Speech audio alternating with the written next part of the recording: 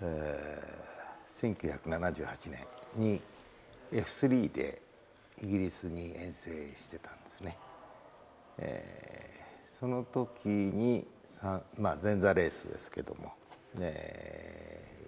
リティッシュグランプリの前座に F3 で出ました。でその時に本番レースのメインレースの F1 を初めて目の前で生で外国で、見ることがあって、でその時は自分は F3 ボロボロに負けちゃったんですけども、ひっくり返ったりしてなっちゃったんですけども、車もないので日曜日にそのメインレースを見てたんですね。そしたらレースがすごいとかなんだとかっていうことはあんまり当たり前のことだとF1 が走ってるんでなんですが、始まるまでとかの気配がね、それまで自分がやってた日本のレース、また日本での自分のしてることの世の中の見られ方みたいなものが全てぶっ飛んでしまったと。その理由としては、パドックの気配であるとか、皇族方がいらしててパドックにはロールスロイスがいっぱい並んで、レッドアローって展示飛行がもうグランドスタンドをかすめるほどにこう飛んでみたりとか、それと多くの人が押し寄せて、その中に若い人もおじいちゃんも子供も非常に多くの人がこう見てる姿、そのレースそのもののなんて言うんだろう、イベントが自分が想像してた日本のレース、経験してた日本のレースと少し違って見えた。ここへ来ないと、自分がこの世界を目指した証にならないなという感じ、気持ちをすごく強く持ったっていうのがきっかけですね。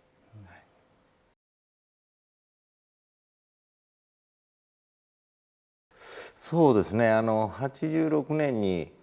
1年前ですね、の夏かな、もちろんその F1 に出るためのキャリアが必要なんで、当時のフォーミュラ3000、今でいう F2 ですね、にヨーロッパで参加してまして、もちろん国内の F2 も参加してたんですが、その2つで、その通用するかしないかを見られてたと思うんですね。で、夏ぐらいオーストリアのイベントの時だったと思うんですけど少し前かもわかんないですけども、報告がありまして、来年ロータスでっていうのを聞きましてね、ちょっとぶっ飛びましたけども、最もぶっ飛びましたけどそのつもりでやってたので、ただオーストリアの F3000 の僕のグリッドにアイルトン・セナが来たりとかね来年よろしくなんて来たんで、これ本物だなみたいな、これはちょっと嘘じゃないなみたいな、喜びを感じたような気がしますね。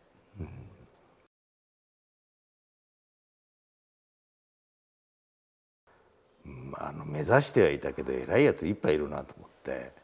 とんでもないやつばっかしのとこ来ちゃったなみたいなのを1戦目は思いましたね。なんとか君もいる、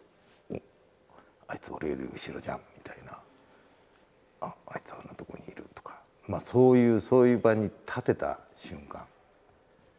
特にスタート前の寸前、あれはちょっと感動もんでしたね。初めてのブラジル忘れもしない、あの時はすごかったですね。練習の時間あんまり感じなかったんですけどね、用意ドンの寸前に「へえ」みたいな「いるじゃんここに」みたいなのをすごく感じましたね。めっちゃ暑いんですよブラジル。日本とかね、北半球冬ですし、体はまだ冬の体で行って暑さの中で300キロの距離走るっていうのはまあテストってそこまでの距離を走らないんですよ実際にはですね。もうまあワンレース丸々なんてロングランしないもんですから、いざレースでしてみたらちょっと途中でめげましたね。いやこれはえらいこっちゃなって、いろんなこうヘルメットの中のトラブルとかもうあったりとかですね、まあそんなこともあって、暑い疲れる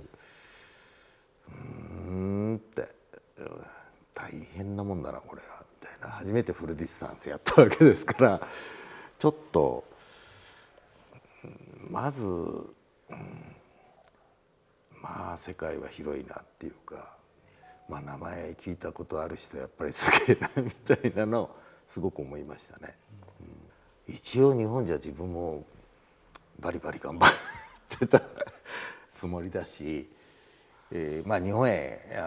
F2 時代に来た外国人には負けてないしみたいなね、まあそれは血のりもありますけどね、まあそんなのも持って夢を持っていったけども、まあ開幕ではとにかく参ったなみたいな気がしましたよね。